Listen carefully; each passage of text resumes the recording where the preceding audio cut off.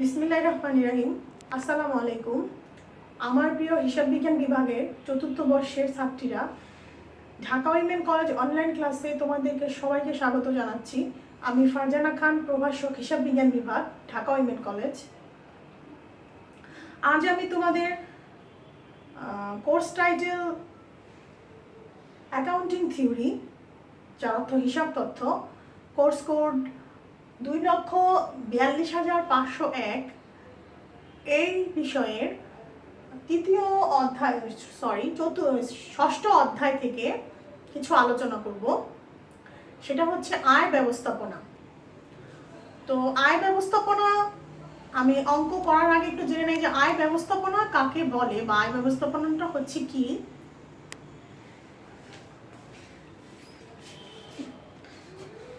আয় ব্যবস্থাপনা হলো খরচ কমিয়ে আয় বাড়ানোর জন্য হিসাব শাস্ত্রের নিয়ম কানুন প্রয়োগের মাধ্যমে প্রতিষ্ঠানের নমনীয়তা আইনগতভাবে আনয়নের জন্য ব্যবস্থাপনা যে সুবিধা প্রতিষ্ঠান গ্রহণ করে থাকে তাকে বলে আয় ব্যবস্থাপনা। আয় ব্যবস্থাপনা সাধারণত তিনটা মূল উদ্দেশ্য থাকে। একটা হচ্ছে প্রতিষ্ঠানের খরচ কমানোর জন্য আয় ব্যবস্থাপনা কাজ করে। দুই হচ্ছে রেভিনিউ বাড়ানোই আয় ব্যবস্থাপনার মূল লক্ষ্য উদ্দেশ্য। তিন হচ্ছে প্রতিষ্ঠানকে অর্থনৈতিকভাবে নমনীয় করা আয় ব্যবস্থাপনার মূল লক্ষ্য। তো আমরা আজকে একটা অঙ্ক করব, খুব ছোট, part B. If a company has 30% ডেপ্ট and 70% equity and earn 15% on its asset before tax, what is the present return on equity assuming it pay 10% for debt capital? তো হোয়াইট ট্যাক্স রেট হচ্ছে 50%।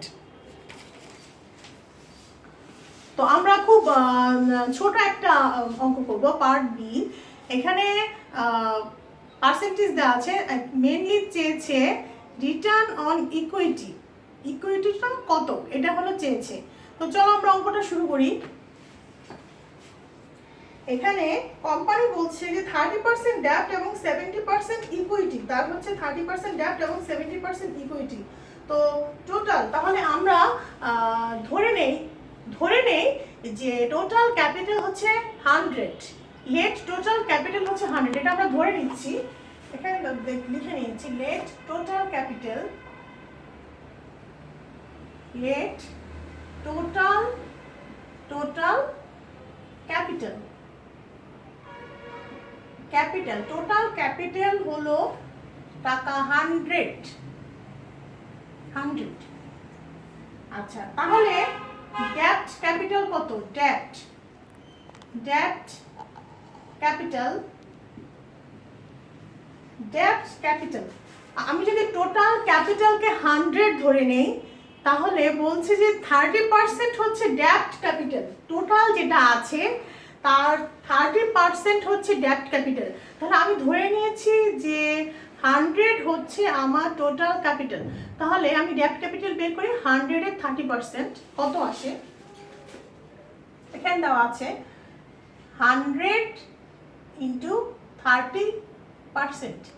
তাহলে 100 এর 30% আসবে টাকা 30 টাকা। আচ্ছা, তারপরে আমি ধরে নিব, বলেছে ইকুইটি ক্যাপিটাল, এটা বলছে যে টোটালের 70% ধরতে হবে। টোটালের কত পার্সেন্ট? 70%। তাহলে আমি ধরে নিয়েছি টোটালটা, মনে মনে ধরে নিয়েছি কত? 100। তাহলে এর 70% কত আসে? 70। লিখে নিচ্ছি ইকুইটি ক্যাপিটাল, এখানে লিখে নিই ইকুইটি ক্যাপিটাল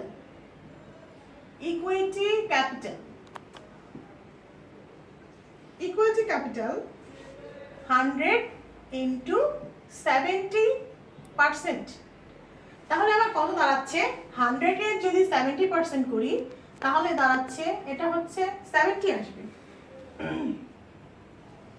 তাহলে আমার টোটাল অ্যাসেট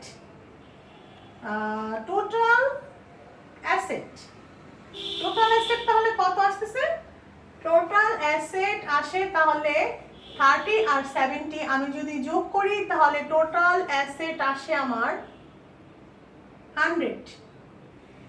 100 টাকা। আচ্ছা, দেখো ছাত্রীরা, আমি আবার বলছি জিনিসটা বোঝার জন্য, যে এখানে আমি প্রথম ধরে নিয়েছি যে লেট টোটাল ক্যাপিটাল হচ্ছে 100। যদি আমরা ধরে নেই যে টোটাল ক্যাপিটাল 100, তাহলে ডেপ্ট ক্যাপিটাল আর ইকুইটি ক্যাপিটাল কত হতে পারে? ডেপ্ট ক্যাপিটাল বলছে যে টোটাল যে ক্যাপিটাল থাকবে তার যদি থাকবে তার হচ্ছে 30% হচ্ছে ডেপ্ট ক্যাপিটাল। তাহলে 100-এর 30% টাকা, 30 টাকা হচ্ছে কি ক্যাপিটাল? ডেপ্ট ক্যাপিটাল। আর ইকুইটি ক্যাপিটাল বলছে যে টোটাল যে আছে তার 70% হচ্ছে ইকুইটি ক্যাপিটাল। তাহলে ইকুইটি ক্যাপিটাল কি দাঁড়াবে? 100-এর 70% কত? 70 টাকা। তাহলে 30 টাকা আর 70 টাকা টোটাল হচ্ছে অ্যাসেট। ডেপ্ট ক্যাপিটাল আর ইকুইটি ক্যাপিটাল প্লাস করলে আমি পাচ্ছি কি? Total asset. ডেপ্ট ক্যাপিটাল আর ইকুইটি ক্যাপিটাল আমি যদি যোগ করে নিই, প্লাস করি, তাহলে হচ্ছে আমার অ্যাসেট আসবে কত? 100 টাকা। আচ্ছা, তাহলে এখন আমরা জানি যে ইকুয়েশনটা কি? ইকুয়েশনটা হচ্ছে asset equal to liability plus owner equity. ইকুয়েশনটা আমরা ছোট থেকেই জানি যে asset equal to liability plus owner equity, সম্পদ সমান সমান দায় প্লাস স্বত্বাধিকারী। তাহলে আমরা এই সূত্রে আমরা অঙ্কটা করি। দেখো, because we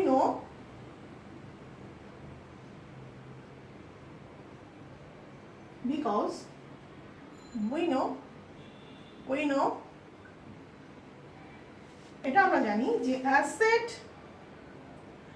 asset equal two, just ইকুয়েশনটা আমি লিখছি, asset equal to liability plus owner equity. Asset equal to liability plus owner equity. এখানে অ্যাসেট আমার,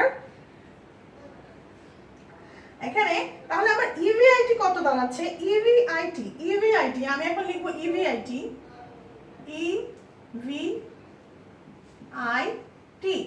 earning before interest and tax. এটা হচ্ছে ইভিআইটি হচ্ছে earning before interest and tax, যেটা আমাকে বলছে 100-এর ইন্টু 15% ইভিআইটি। তাহলে করলে টাকা আসে আমার টাকা 15। এটা থেকে আমি যদি ইন্টারেস্ট বাদ দেই, লেস ইন্টারেস্ট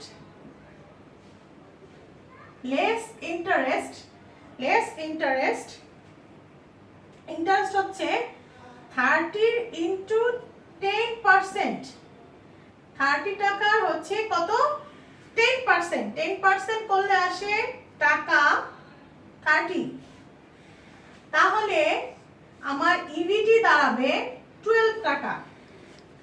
ইবিটি এটা হচ্ছে আর্নিং বিফোর ট্যাক্স। আমি আবার বলছি, EBIT earning before interest and tax, 100 into 15%, তাহলে আমার ইভিআইটি হচ্ছে টাকা 15 লেস ইন্টারেস্ট। এখানে আমি লিখেছি 30 টাকা, 30 ইন্টু 10%। তাহলে ইন্টারেস্ট যদি আমি 3 টাকা বাদ দেই, 3 টাকা বাদ দেই, তাহলে ইভিটি আর্নিং বিফোর ট্যাক্স হচ্ছে টাকা 12 দাঁড়াচ্ছে। আচ্ছা, তারপরে আমি এখান থেকে বাদ দিব আমি যদি ট্যাক্সটা বাদ দেই, ট্যাক্স হচ্ছে আমার অঙ্কে ছিল 50%। এটা আমি ট্যাক্স বাদ দেই, 12-এর উপরে যদি 50% করি, তাহলে আমার ট্যাক্স টাকা আসে কত? 6 টাকা। আর যদি বাদ দিয়েও আমার টাকা আসে আর্নিং আফটার ট্যাক্স, ইএটি আসে আমার কত? 6 টাকা। এটা হচ্ছে আর্নিং আফটার ট্যাক্স। আমি কি করলাম? ইভিআইটি থেকে ইন্টারেস্ট বাদ দিলাম 3 টাকা, তারপরে ইভিটি আসলো আমার টাকা 12, এর থেকে ট্যাক্স বাদ দিলাম, আসলো কত? ইএটি হচ্ছে 6 টাকা। ওকে, ক্লিয়ার? এখন আমরা মেইন যেটা আমার চেয়েছে অঙ্কে চেয়েছে কি? আরওই, রিটার্ন অন ইকুইটি। তাহলে আরওই, তাহলে আমার অঙ্কে আরওই কিভাবে দাঁড়াবে? ROE সূত্র হচ্ছে ROE সূত্রটা হচ্ছে EAT divided by equity capital. EAT divided by equity capital. Equity capital সূত্রটা আমি আবার বলছি, একটু শুনে নাও। ROE রিটার্ন অন ইকুইটি, এটাই আমার অঙ্কে চেয়েছে। ROE সূত্রটা হচ্ছে EAT divided by equity capital. EAT হচ্ছে আর্নিং আফটার ট্যাক্স, যেটা আমরা মাত্র বের করলাম 6 টাকা। তার এটাকে আমরা ভাগ দিব হচ্ছে ইকুইটি ক্যাপিটাল দিয়ে। তাহলে আমি ইকুইটি ক্যাপিটাল আমার অঙ্কে দাঁড়াচ্ছে কত? ইকুইটি ক্যাপিটাল EAT হচ্ছে আমার 6 টাকা, ইকুইটি ক্যাপিটাল হচ্ছে 70 ইনটু 100। তাহলে আমার পয়েন্ট আসছে 8.57%। 8.57% এটা হচ্ছে আমার উত্তর, যেটা হচ্ছে ROE। এটাকে বলে রিটার্ন অন ইকুইটি। আমি কি বের করেছি? Return on equity. আমার মনে হয় মেয়েরা তোমরা সবাই বুঝতে পেরেছো, অঙ্কটা খুবই সহজ এবং ছোট একটা অঙ্ক, পার্ট বিতে আসা। তো অঙ্কটা সবাই একটু ভালো করে খেয়াল করো। তোমাদের বোঝার সুবিধার্থে অঙ্কটা আমি আরেকবার বুঝাই দিচ্ছি, একটু খেয়াল করো।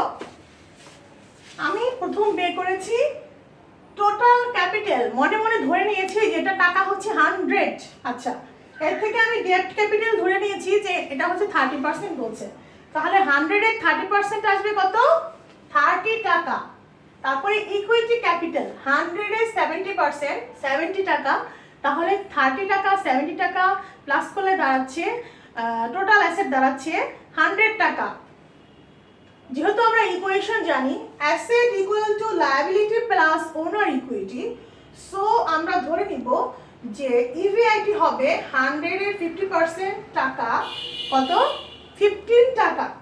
এর থেকে আমরা ইন্টারেস্ট বাদ দিয়ে নিব। ইন্টারেস্ট হচ্ছে আমার যে 30 টাকা আছে এটার উপরে আমি কি করে নিব? 10% করে নিব। 30 টাকার হচ্ছে 10%। তাহলে আমার আসে কত? 3 টাকা। এটা আমি 15 টাকা থেকে 3 টাকা বাদ দিয়ে নেই, তাহলে আমার ইবিটি আসে কত? 12 টাকা। ঠিক আছে? আচ্ছা, তার থেকে আমি ট্যাক্সটা বাদ দিয়ে নিয়েছি 50%। তাহলে টোটাল ইবিটি মানে হচ্ছে আর্নিং বিফোর ট্যাক্স 12 টাকা থেকে এটার উপরে যদি আমি 50% ট্যাক্স বাদ দিই তাহলে আমার ইএটি আর্নিং আফটার ট্যাক্স আসে 6 টাকা। ঠিক আছে? এখন আমি আমার মেইন কাজে চলে যাই, যেটা কি আমাকে বের করতে বলেছে ROE return on investment. Return on ইনভেস্টমেন্টের সূত্রটা হচ্ছে EAT divided by equity capital. মানে কি? Earning after tax divided by equity capital into 100। তাহলে আর্নিং আফটার ট্যাক্স আমরা মাত্র বের করলাম, সেটা হচ্ছে 6 টাকা। এটাকে ইকুইটি ক্যাপিটাল 70 দিয়ে আমি ভাগ করে নিলাম ইনটু 100। তাহলে আমার ROE রিটার্ন অন ইকুইটি দাঁড়াচ্ছে 8.57%। এটা হচ্ছে আমার কোশ্চেনের আনসার। আমার মনে হলো খুব সহজভাবে ছোট একটা অঙ্ক, পার্ট বি অঙ্কটা করে দিলাম।